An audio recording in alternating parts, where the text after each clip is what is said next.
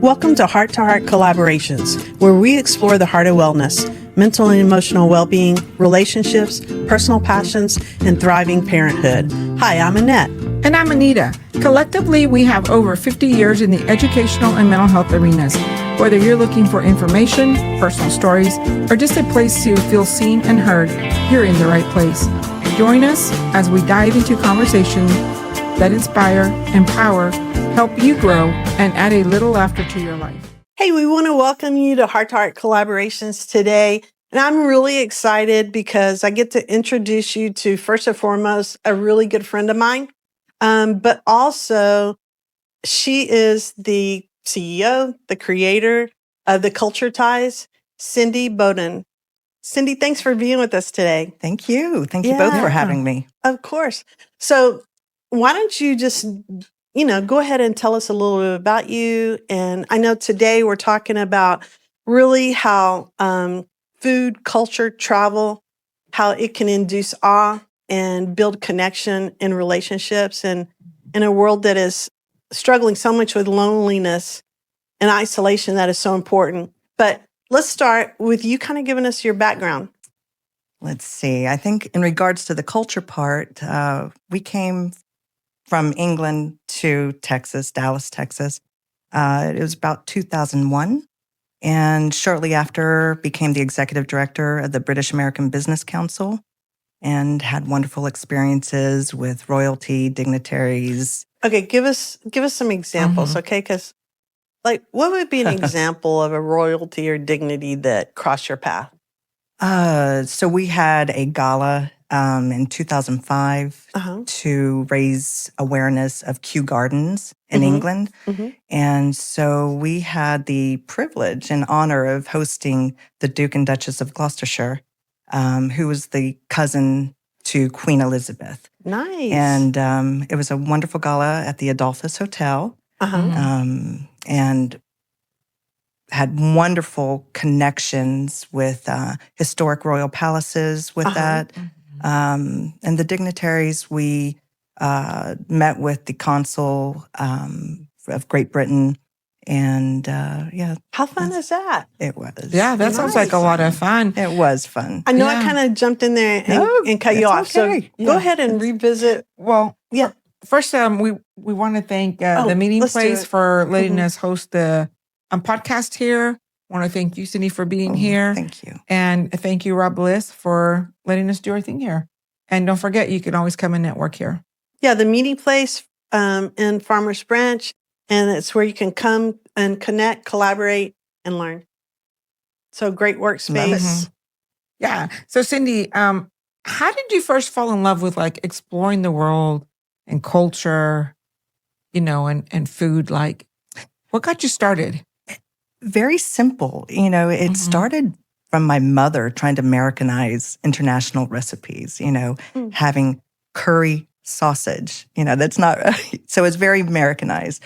Or sauerkraut and sausage, Polish sausage sandwiches. And so the flavors kind of, this kind of tastes good, and just kind of expanded upon that. And then the travel part, it was the movies, I don't know, Under the Tuscan Sun, or PBS would do Are You Being Served, the British comedies. Right. Love British comedies. Yeah. And so it just kind of got that little desire to go and see what is this world about that we have. And so it started from there. So, and I'm not sure, but so was your mom, was she born here in America? El Paso. Okay. El Paso, Texas. Awesome. And so was I. With that, we moved around 17 different times by the time I was 16. Wow. Yeah, it was a lot. But it made me more adaptable to situations, curious about, So we moved to Maryland and, Maryland crabs. Fabulous. San Francisco. It was just, you experience culture and people that you wouldn't necessarily just staying in your bubble. For sure. Yeah. So one of the things that we are making a connection with today is the word awe. And this is something that really researchers didn't start researching until about 2000 and 2003, something of that sort. But awe is an emotion that's complex and unique. I think anyone who's experienced awe, although it can be positive or negative, most of us experience awe in a positive kind of way. I love that emotion and I want more and more of it. And there's a connection between travel, culture, food, and awe. And so I was thinking, when we experience awe, it's transcendent. It's a feeling of being a part of something bigger than ourselves. And it's intoxicating, but yet it's at your most centered space in terms of mindfulness when you're experiencing awe. And I can just quickly think back about sometimes that I experienced awe, and I'll share one of those. And then if you guys can think of one to share. So we were in Mexico, Hualtuco, Mexico, and we had gone out on a boat and we were touring around. And I was with my son, his girlfriend, my spouse, and we're just kind of talking. And I'm always looking on the horizon.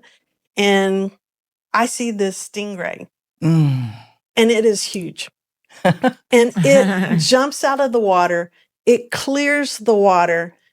And I in that moment, felt nothing but awe. I was a magical moment. Yeah, I was so excited. I was like, "Oh my God!" And I, told them what I saw. And when you have a moment of awe, it's not a fleeting moment. It hovers, sticks right? with you too. Yeah, it sticks with you. And I can still, even though that was say 3 years ago, I can still visually see and even feel some of those sensations and emotions. Because oftentimes when we experience awe, there are sensations that go along with that. So there's thoughts, there's sensations. It's amazing what it just conjures up and for years afterwards too. Yeah, for sure. Definitely. And I'm just wondering, can you guys think of an experience that invoked awe for you? If you can, share it I'll let you go if you want to. Go ahead, Cindy. It was, and it still is magical.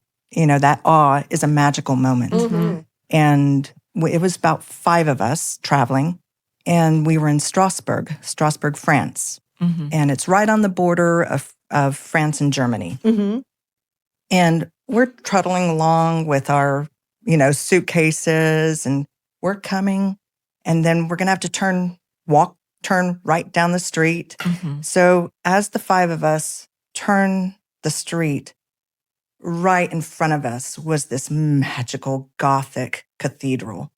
And it just felt like it just continued to rise in the heavens. It was, all of us stopped dead in our tracks and just stood there for a second and took this in. Not one of us spoke. We were just kind of a jaw-dropping moment. It really was. But that was during the day. And then at nighttime, they had this light show on the side of the cathedral. That was another jaw-dropping moment. I believe it was a light show of history of time. And it had music to go with it. And so you heard like orca sounds, whale sounds. And you got to see it was, again, another awe moment. Yes. You use the term jaw-dropping. And it's kind of interesting because the research that they've done on the facial expressions when people experience awe, is that jaw does drop and that mouth opens. I believe it. The eyes get big. And there's some common things that people will say, wow, whoa. And those, research shows that those are complementary statements and reactions to when we experience awe. Wouldn't doubt it. Yeah. I was thinking of the mini awes because, it's hard to just get one, right? Oh, yeah, for sure. But I was thinking about, the caverns in New Mexico where they have a Carlsbad. Yes. Just the work that is nature. That is not made by us. That is not made by us, right? Right.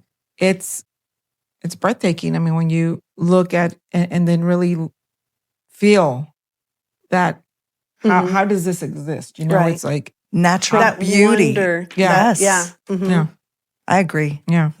It's- And I think for most of us, if you have an appreciation for nature, and honestly, if you just get out and are mindful and experience it, it's hard not to have an appreciation for it. Mhm. But is gazing at the stars, if you can get out away from the lights and gaze at the stars, it's a beautiful moment. We know that research tells us that experiencing awe actually increases our connection with others and our Mhm. generosity. Mhm. Because we feel good.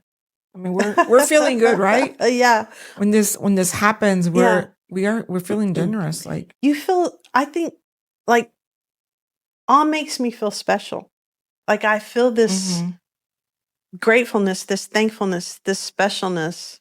So you And yet- embrace others Gratitude. with it? Yeah. Yeah. Mhm. Or it's kind of like, you want to donate to that cause. If they were going to do something for stingrays, you'd for sure write them a check or, Mhm. donate to that cause because it's like, You're appreciating it. yeah. And I mean, Definitely. it becomes part of you. Mhm. Yeah. So, Yeah. All of us, those experiences we will carry throughout, our lifetime. Anita, what you just said, it becomes part of you. Mhm. Big statement right there. Mhm. Because it lives with you as your memory, Mhm. as you share a story. Right. Yeah. Now it becomes other people's stories because now Mhm. they may want to go see that stingray. Mhm. Yeah. Definitely, know? for sure. Yeah. So, a little bit of research from a Yale led study. Individuals practicing simple awe inducing activities saw a 17% drop in depression, Mm. a 12% reduction in stress, and a 16% boost in well being just after 1 month. Mhm. So, I think that in and of itself causes our audience to really perk up and listen and see what we can draw from this episode.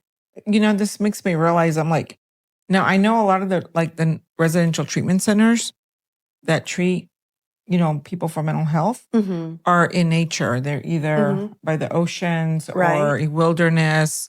Like that speaks volumes of Mhm. we know what's happening. Right. It's just implementing, right? And I want to link back just for a second. Mhm. If you missed our first 4 episodes, I want to encourage you to look at those. And those episodes are 4 different studies on The Anxious Generation, the book by Jonathan Haidt. And in that, one of his tips or encouragements is how awe impacts anxiety, right? And so, yeah, we're linking back to different things that we've referenced before. So, let's talk just for a second about some of the physiological, the mental that we experience from awe, the benefits, really. Yeah. So, like we said, a sense of well-being, reduction in stress, reduction in anxiety, reduction in depression, reduction in PTSD, that pro-social relatability, so social integration.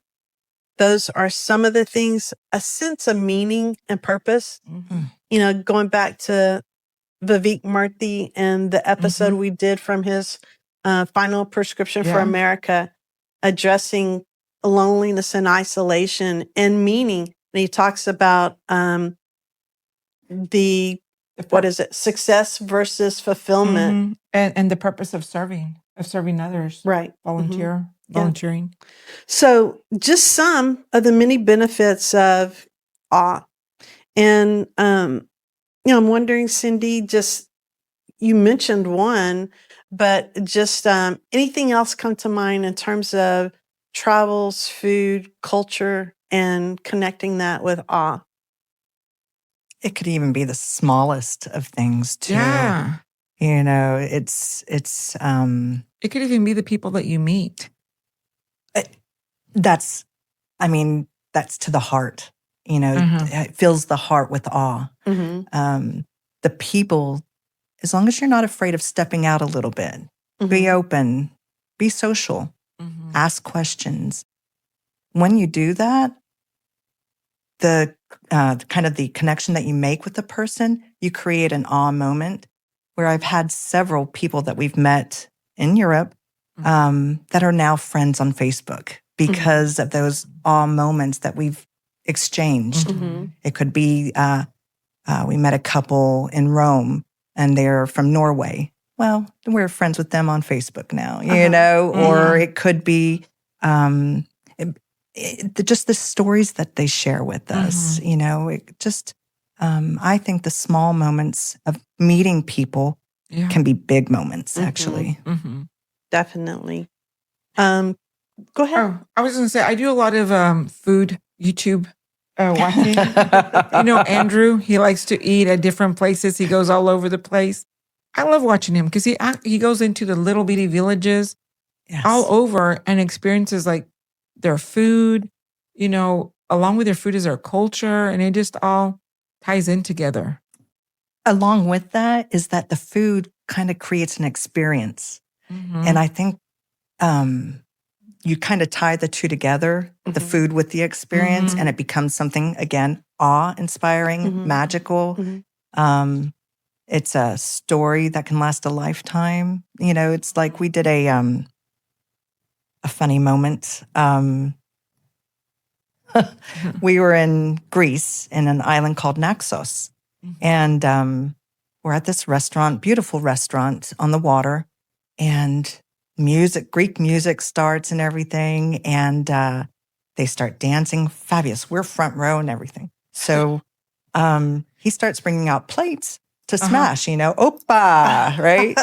And I'm sitting there recording. Well, he gives me a plate and everyone's smashing and it's fun and exciting. And then I throw mine down, flop. It doesn't break. And I'm like mortified, but it was so funny. We just got the biggest giggle from it. But then he graciously picks it up and gives it to me again to try to break, you know. So it's that food. There's this experience happening. It was, again, it's an awe moment. And it's so energizing, right? Yes. Even, you know, locally, instead of going to your routine, you know, restaurant that you always seem to end up at, trying something new that's a little different. And all of a sudden, 100%. You and your spouse, your conversation went from, you know, 15 words a minute to 65, right? I can think about a time I was presenting at a conference in, Louisiana. New Orleans? Yes. And New Orleans, definitely, Nolans. And anyway, there was a jazz festival, right? And I go to this jazz festival, and if you know me, I'm kind of reserved in social situations until you get to know me pretty good, and then I loosen up. But you would never see me here, you know, out on the street just dancing. And this did not involve, you know, alcohol induced dancing or anything like that. But everybody was having and everybody was dancing, right? And I got into it. I loved it. I wanted to bring it home with me. And I would love to see our area get a little bit of that New Orleans flair. But yeah, such a fun experience that I will not forget, you know? 100%. Yeah. So, food that, you know, feeds the soul, right? Any come to mind in terms of, you know, cultural experiences, food experiences that stand out for you in your travels? Let's see. We've got, there's a lot. Yeah, you know, right.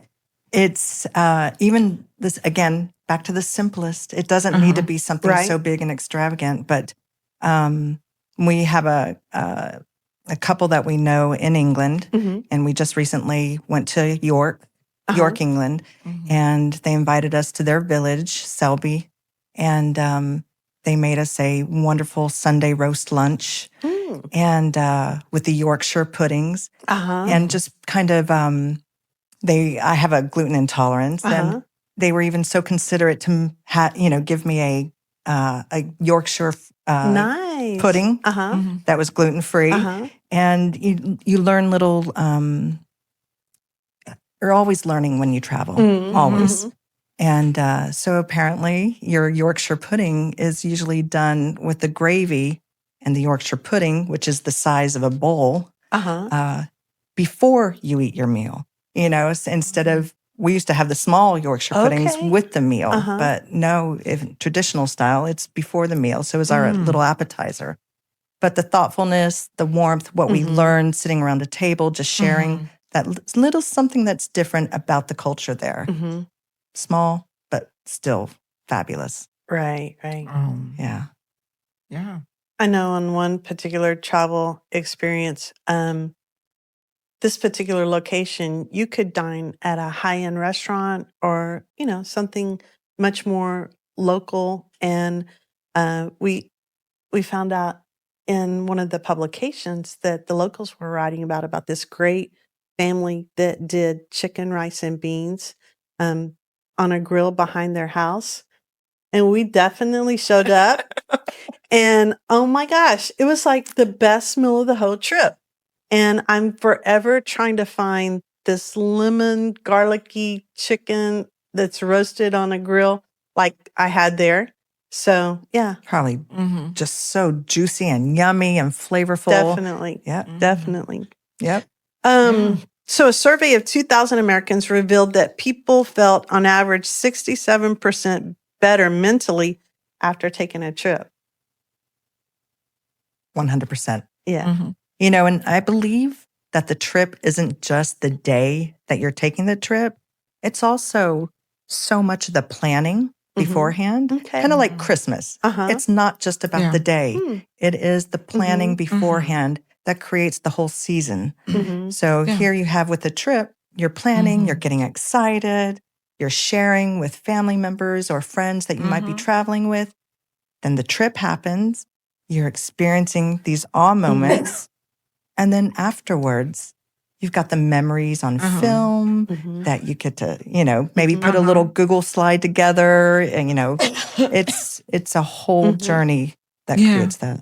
So as you're saying that, I'm thinking like connection, like connecting. Even the planning is connection, right? 100%. I mean, and I will say that on one trip, I'm a big believer with connection with genealogy.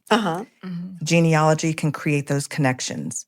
And I was doing research for, it was my fifth great grandfather.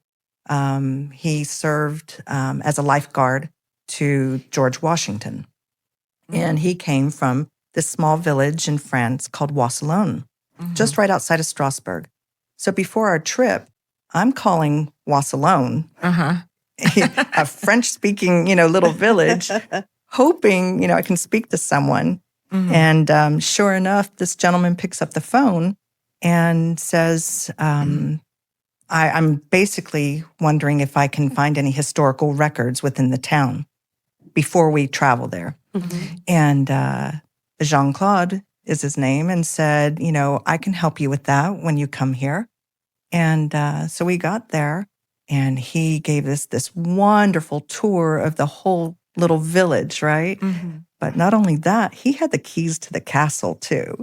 This little castle, in this village that he allowed us to come into and showed us all by ourselves, And that connection just has stayed with us all these years. We went back like 2 years later and got to see them and have lunch with them again. He's become a dear friend. So those connections, you can do that through genealogy just by reaching out, call, research who you can contact in that family.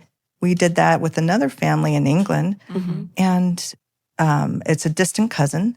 And now we have these incredible photo albums of historic photos we would never have seen before if we didn't have that connection.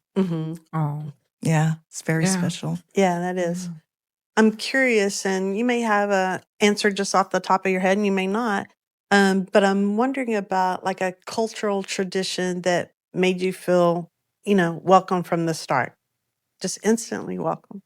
Oh, I kind of go back to that Yorkshire meal. Oh, yeah, completely. Right. Yeah. To make me feel welcome, to consider my intolerance. Oh, yeah. Right, and for sure, definitely. It was a sweet moment. So, speaking of journeys, one you took across the pond is straight into someone's heart. And I forgot to tell you at the beginning, there was a little spicy love story going on here today. Yeah, I want to hear this.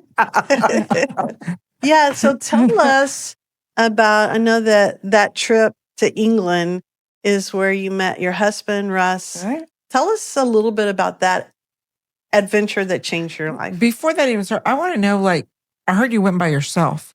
So I'm like, I did. what prompted you to go by yourself to another country? Just you by yourself, like. This was 30 years ago, mind you. Probably, I was about 28 and I was getting a divorce on Cape Cod. I was living on Cape Cod and I just always wanted to either go to Greece or England. And so I decided, I saved my money, sold my car, quit my job, had my little savings, went over to England by myself because I felt now was the time. This was the moment I needed to cease and take a hold of. And I decided to go to England, of course, and got off the plane. My dear friend Pippa, picked me up from the airport and took me to a cricket rugby club barbecue. And I saw my husband. I saw him. We didn't speak. I was not in that mindset, you know. And 6 weeks later, he asked me to marry him. And 3 months later, we were married. And next year, we'll celebrate our 30th anniversary. Wow. But wait a minute. we skipped the whole part of, like, who spoke to whom first. Actually, it's very cute. I'm like, so in this cricket club, they've got a little arcade, a trivia game, and there's a little bar there and seating. And I just, not knowing a lot of people, I just went up to the trivia game and just tried to see what is, kind of occupy my time. And Russ comes up and he says, "Oh, I hear you're an American." And I just like, nice line, buddy. But yeah, and we started talking from there. And believe it or not, he was coming to Dallas 3 months later in September. And so I'm giving him this list of places to go and meet some girls when he's here. I don't remember if the West End at that time and stuff. And so I'm telling him all these places to go. And it just kind of slowly progressed from there. Yes. It's my favorite topic. He is. Yes. And I have the pleasure of knowing Russ, I'm sorry. And he's an incredible guy. Yeah. So both a beautiful, beautiful couple. And so, when we're talking about, and, we've talked about some travel to England, some travel to Greece. By the way, I know you recently went to Greece. Was that your first trip to Greece or had you been there before? It was my first trip and I got to share it with Russ, Yeah. So between Greece and England, I went to England and now I got to share Greece with him. But we also did it with my sister too. And it's the first time my sister and I had ever been on vacation together. Wow. Okay. All these years. And it was, again, magical. It was truly a wonderful experience. How do you think that, let's, in terms of, not everyone can just, jump on a plane, right? Lots of different reasons. But I'm wondering, how can we bring that sense of adventure to our local setting and even experience that awe, locally on a kind of a daily basis? What are some ideas you have for us where we can really experience food culture? There's so much here, especially in the Dallas-Fort Worth area. We're very, very fortunate. We've got wonderful international festivals. I mean, you can go anywhere from the Irish Festival to a Dallas International Film Festival. It's, and I think that we have coming up in probably September, the Oktoberfest in Addison, or a Diwali in probably November we've got coming up. Local restaurants. Be experimental, and if you don't like something, you don't have to eat it, but just try. Just just try something different. We can also go anywhere from eating to the festivals to even maybe wine tasting locally too. Mhm. So, yeah. You know, any restaurants come to mind that are kind of a unique experience in the Dallas-Fort Worth area? Well, I was thinking about BK Barbecue right here in the corner. I really like that place. If you haven't been, it's a good place. Yeah. And their food is what's BK Barbecue. BK is it Pakistani. Okay. Fabulous. Yeah. I've been there once with Anita, and yeah, I really liked it. Yeah, It was it's really great. good. Yeah, for sure. You've got Mediterranean, of course, Chinese, Thai, beautiful flavors, beautiful flavors. You know, I was thinking, Hero back, you guys went to, I think it was at one of the Buddhist temples. I think possibly you guys went to a festival. Doesn't it happen once a month or something It like happens that? every Sunday. You can go out and the money that they're raising goes out to for the youth programs. Aww. And it's the Dallas Buddhist Temple in Dallas. They have it every Sunday. But tell us a little bit about that market because people might not know. Okay. So it's kind of like, being in the streets. You just go from vendor to vendor, get whatever you want. It's really nice. Right now it's really hot, but it's normally every Sunday. Yeah. Wonderful. And they have a cause behind it too. Yes. Love it. And you can visit the temple too. And the temple, it's right behind the temple. Do you have a favorite food that you're like, I can't wait to go to this market because I'm going to make sure I get there? Yeah, they have this, oh gosh, I don't know what it's called, but it's like a little purple potato with like some sticky rice in a little log. That's the best. That's like my favorite. Okay. I don't know what it's called. So as we, continue to think about, how can culture kind of and food and connection make a difference in isolation and loneliness? Can you think of, any stories that maybe you've experienced with strangers? And I know you shared a little bit already about some of those, connections and meetings. We know that awe kind of takes the focus off of self and puts it on others. I was thinking that my spouse, whenever we travel, my son and I kind of have a little thing that we do together. She does not meet a stranger, and unlike me. And anyway, my son and I will be like, she don't like that chit chat. And whenever my spouse starts chit chatting, because I'm more like over there in the corner. But yeah, some of that experience about just kind of getting out and being willing to connect with people we don't know. Well, and staying curious. Yeah. Yes. Being curious about a person or, what their experiences have been. We had a tour guide who I love to death, Naya, in Santorini. And she's showing us around the island. Just a beautiful soul she is. And again, we're friends to this day. And but I was curious, did she live on Santorini year round or is this seasonal? She would go to Athens and then she'd come into Santorini, for the season. But her knowledge, you just have, she just created this warmth. So it's those, we could have been around Santorini by ourselves, but here she just totally welcomed us into the culture and stuff. So no isolation. If you can reach out to someone, do it. Like you were saying, yes. And I'm just curious. So in most situations, do you recommend connecting with a tour guide or what are your thoughts on that? A mix, to be honest. I think sometimes the best experiences are exploring a city on your own, on foot, just walking along, and you might look down an alley and not realize there's a little museum down there, but then you get these tour guides who, we had one in Italy, our driver, and we were just going to go out into Tuscany, but knowing that we were Americans, he took us to the military. Oh goodness me!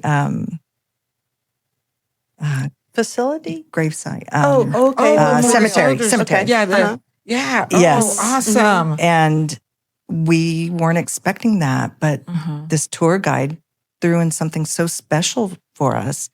And so I think you can have incredible moments with tour guides, and they know so much more. And I'll tell you, we didn't have a tour guide. We were in Venice, and we went to the Doge's Palace, and incredible place, just an incredible place. And we're walking around, but I find myself kind of hovering around the tour guide that has the small group because their knowledge is so much more than what we could pick up just by looking at things. Right. They have the backstories that create, a feel about the whole place as well. So it's a mix. I think you should explore on your own, but I also believe that tour guides can add so much enrichment to your travel plans. Yeah. Just, kind of thinking as far as closing and takeaways, I'm wondering if you can give a challenge to our listeners this week of something that they can do in their lives to, promote awe, promote connection, sense of food and travel. Oh, I think try cooking a cultural meal at home. There's plenty of recipes on my website as well. But there's plenty of recipes out there just to try something simple. If you're about to travel someplace, incorporate one of those meals into maybe an international dinner night and create a whole scene around it. When we went to Italy, we created a dining room table that felt Italian. We had Italian trivia, Italian music playing in the background, and cooked an Italian meal. Also, look up local festivals that might be going on around you in the next coming months. That's a great one. Food, music, festivals, it's all here. It really is. Yeah, definitely. Well, I want to, first of all, before we totally head out, I know you've got a lot of different things going on, and I'm wondering if you could share, if you're comfortable sharing about some of those things. Oh, thank you. We're very excited. Culture Ties is going very well. And from that trip to Greece that we took with my sister, we picked up this little pendant at a jewelry shop, and it's a Phaistos disc. And so my sister and I created a film production company called Phaistos Productions. And there's a story behind the story kind of thing. And so we have a script written for a story about my great-grandfather. Very excited about that one. And then we are about quarter way through of the script about my husband and I called Found in London. And we spoke to a director yesterday. So things are, progressing really, really well. Very excited, We'll be in line. Oh, We'll be in line for definitely, you're very definitely. sweet. We'll very be in line for sweet. tickets. You're very We didn't get all the nitty gritty, but we're going to get it in that movie. I have a feeling. Yeah. And I want to encourage you to check out the blog, The Culture Ties. It's just beautifully done. I purchased a tea guide from there because every time I go to their house, they will fix us tea.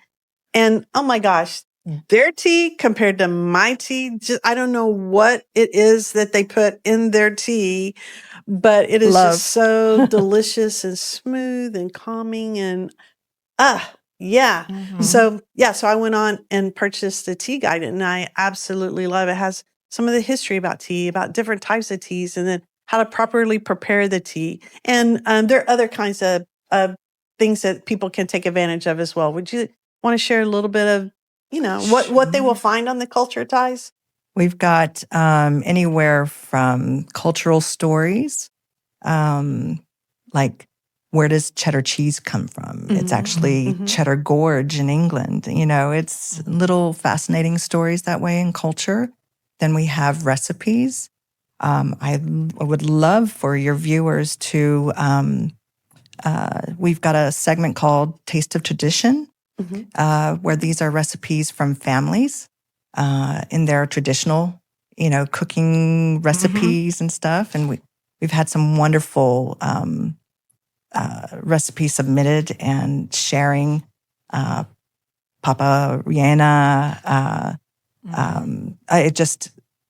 there's an enchilada on there that's so good. I was going to say, eating like South Texas Tex-Mex is so different than the Dallas area over here. I'm like, when I go over there, I eat all the time, maybe gain 10 pounds and then come back. I'm like, where is our food? Right?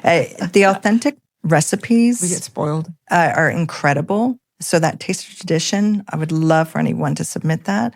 We also have ideas for cultural purchases from it's an Amazon shop, but it could be whiskey tasting. We have the setup that you can do for, for whiskey.